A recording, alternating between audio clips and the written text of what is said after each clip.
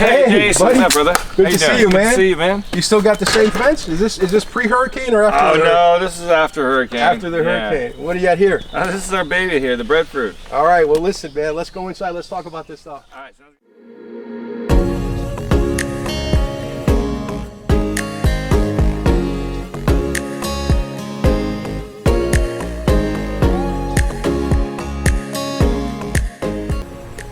All right. Let's throw some mint in there. And squeeze it a little bit. There you go. Squeeze it a little. Squeeze that in there. Look at that. And drop that in there, and then you gotta lick your finger. Really good. Now we'll drink it again. Hey everybody, welcome back to the channel. Today I have a special guest with me. I drove down to the Keys, and on my way back, I just couldn't resist stopping at Big Pine Key to see Patrick. Patrick is an amazing individual. I'm so happy to see him. I've seen him a couple of times in the past, and he's doing incredible work down here. This man literally took over this property, and I'll let him tell you just a little quick story about how he got involved with this project and the Grimal Grove, and then we'll take a little walk around because, you know, I just experienced a great tour with him, my wife and I, and he showed me all kinds of stuff. He's doing tours here at his property, and it's catching on. It's a great tour. I highly recommend it. But anyway, let him tell you more about what's going on and a little bit of quick history.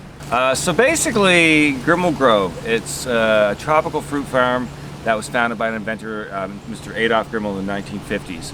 I found out about it. I was doing a community food movement in Key West, and I stumbled upon this grove and had this kind of vision or dream to turn it into an edible park, and so here we are today. Right, and just to touch upon that, you've done some amazing things because you had to overcome tremendous obstacles, and you know, there's a lot of videos. There's one particular one that they did recently that tells the story probably better than we will today, because that's not going to be the focus. But you had to overcome a lot of things with the county, and you had a lot of bills and fees and all kinds of stuff going on. And then later on, you actually got hit with a hurricane. So you've actually saved this place not once, but you saved it twice, haven't you? Yeah. Okay. All right. Well, I don't think there's a third in me. There's not going to be a third time. Okay. Hey, listen. Tell me a little bit about the tours. Yeah. So the tour is a 90-minute tour. We do it 5 days a week, 3 times a day. You get the whole legend of Grimal.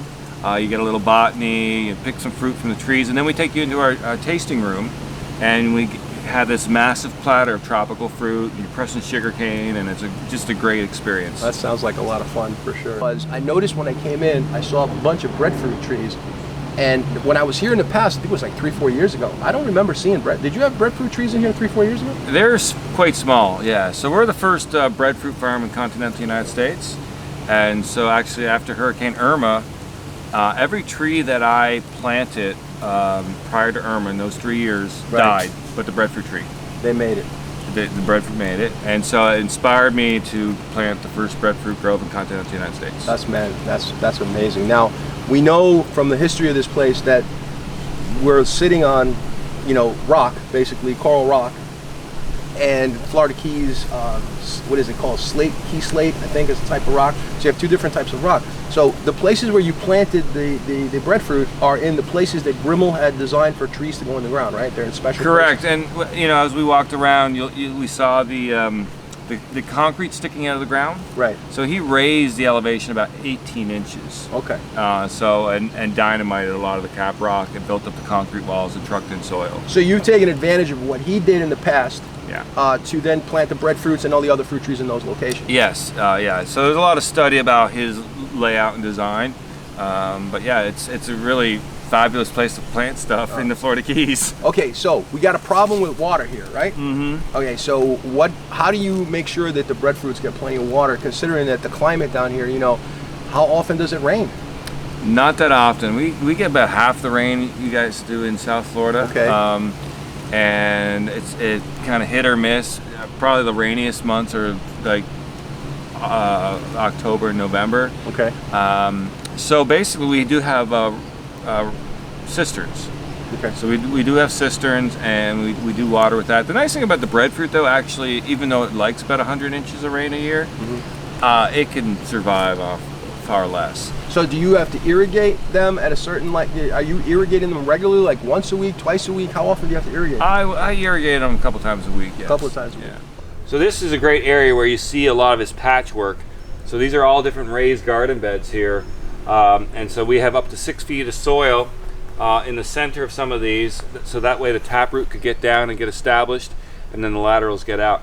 But he built about 50 of these raised garden beds in this 1 acre. And this is where he would plant the trees?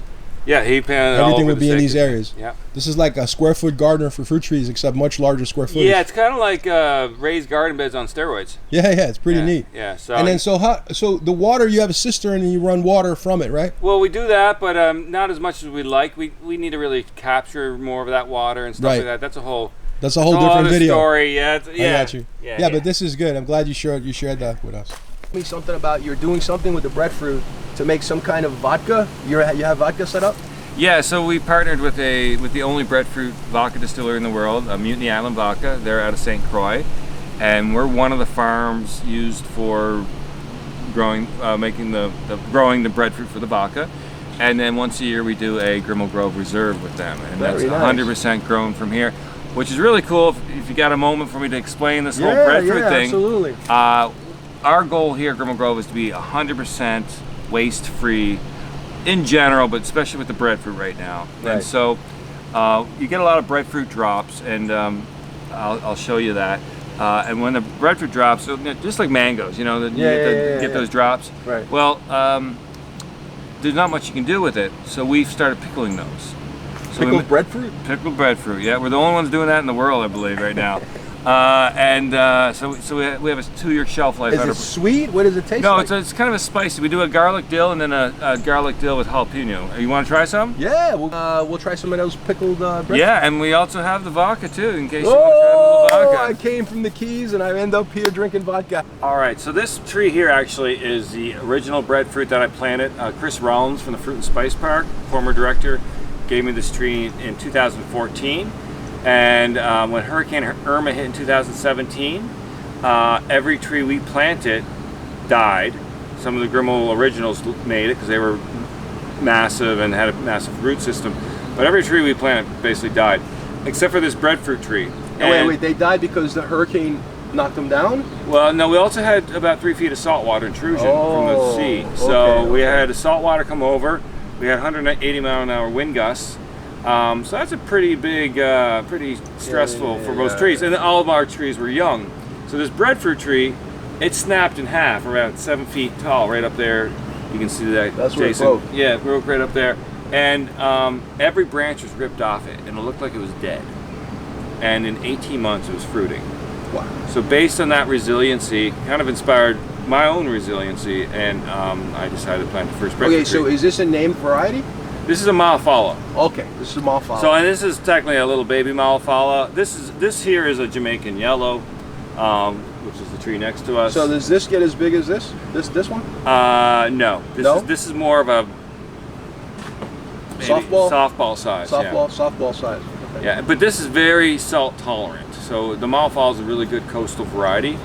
The other cool thing about breadfruit is it also sequesters more carbon than any other staple crop in the world. So we're helping the environment. We're really helping the environment. And so, and then one tree feeds a family of 4 for a lifetime. That's amazing. That's fantastic. So there's a lot of great things with it, and there's a lot of versatility with it.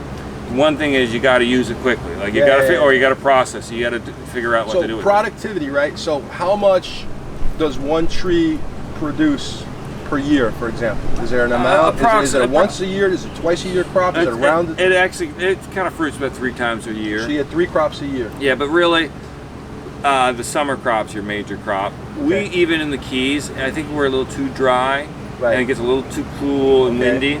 So we get a little much more breadfruit drop, and but once the cisterns are fully working, I'm hoping with the extra water that I can give those trees in the wintertime, that'll make up for it. I'm hoping, but right now you can see in the trees there's a ton of fruit. So you get about 250. You get about approximately 250 fruit, which is approximately about 1,000 pounds. 1,000 pounds.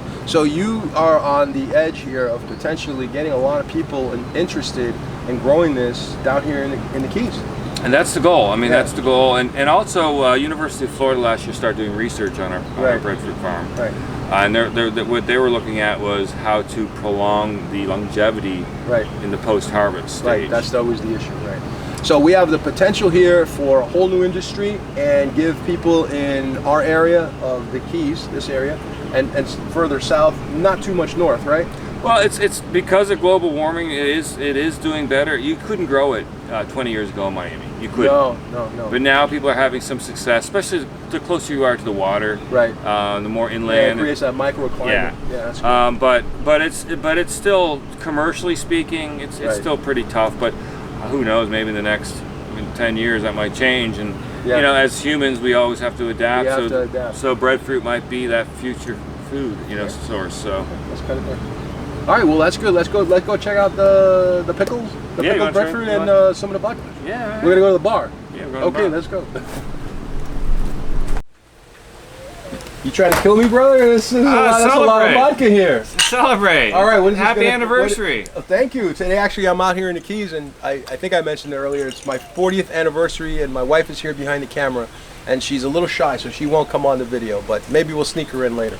Hey, this is never been tried by me in my entire life. Let me see. Hold on. I do like vodka.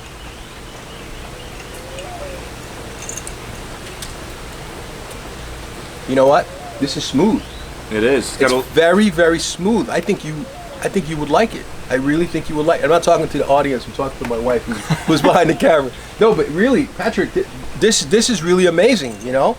And people that watch my videos a lot, you know, I like to use the word amazing when something actually is amazing, and this is amazing. It's got a really smooth finish, a little tropical fruit, little green banana kind of sweetness to it for a vodka. Okay, and these are the people that you teamed up with, right? Yeah, so Mutiny Island Vodka, they've been around since 2019. Chef Todd Manley co-founded it. He's a chef down in St. Croix, and it was his vision. Right. And great guy, and you know, when I planted the breadfruit in 2019 myself, you know, about 6 months after planting, I'm like, what the heck am I going to do with all this breadfruit? You know, no one knows what it is, and so I start researching different things. You know where you can make flour from it, and you can do cosmetics. But is this something that's known, or is something that was just decided to try out? I mean, is this something in the islands, in the Caribbean, that's typical? This is the only breadfruit vodka. So there has nobody ever done this before. Not seriously. Not seriously. You know, people distilled. So like stuff, in the islands, like natives people would do this type of thing. Yeah, they probably have done it before. But it was actually Chef Todd. It took him a long time to figure out the recipe because breadfruit's so dense. Yeah. And no one's really worked with it in that capacity before. So this is the pickles. We got the breadfruit pickles right here. And so basically, this is breadfruit like this that fell on the ground early. This is the skin, right? Yeah, I just leave the skin out. The skin stays right on it. Yeah, and then we just make spears, or we can do chips with it. And it's good, but this would go to waste otherwise. And so now we have a 2-year shelf life on this. And so it's just another great product. And I got to give a shout out to my buddy Shane, who it's his recipe. So it's a great recipe. But about a year ago, a little over a year ago, I was telling him, I was like, hey man, you know, I've been reading we can pickle breadfruit, and so he did a lot of pickling, so we did it. We made it happen. We got 2 amazing products right here. This is really good. Imagine a pickle with I would say a little sweeter consistency to it. So the idea of pickling it came from a friend of yours, you said? No, I was reading about it. And I told him about it, and he had he has experience in making. Yeah, and he had the pressure cooker and everything. So what we do is we put our recipe together, put the breadfruit in there, put the brine in, right, cap it, and then we put it in a pressure cooker. So you make different levels, right? Because this one says spicy, and then you make. So we do it like a garlic dill, and then we do a spicy garlic dill. So those are the 2. So which one did I eat? You did the spicy garlic dill. Yeah. This one? Yeah. Okay. One thing I wanted to give a shout out to is the Trees to Feed Foundation. Okay. They're very supportive of my work here. And, Trees that Feed Foundation. Yeah. Okay. What I'm seeing here is something really special. So, Patrick, Thanks, man. Pleasure. So this is the cocktail. This is called the Grimal. The Grimal? The Grimal, yeah. So I saw you squeezing the sugar cane. Sugar cane, our Mutiny Island vodka, but it's infused with ginger and turmeric. Okay. Delicious, good for you. Yeah? You don't need to go to the health food store anymore. And just drink heavily and you'll get your turmeric and your ginger. Yeah, and a key lime. Key lime. There's key lime in here? Very nice. That's the piece you put in there? Okay. Oh my God. Good, right? Man, you can't stop drinking this when you start. This is dangerous. This is really good. Yeah, it's the Grimal. It's the Grimal. The Grimal is going to become famous in the entire world. You got to try this. This is really good. Very refreshing, Isn't it? Very refreshing. I wonder if I could screw up your recipe and throw some mint in there. You know, like the mojito. You can throw, yeah, throw. You can make a mojito. Oh, we can. No, we can do that. Throw some. All right, we're gonna throw some mint in here and turn it into Pepe's Grimal mojito. Pepe sounds Pepe's good. Grimal mojito.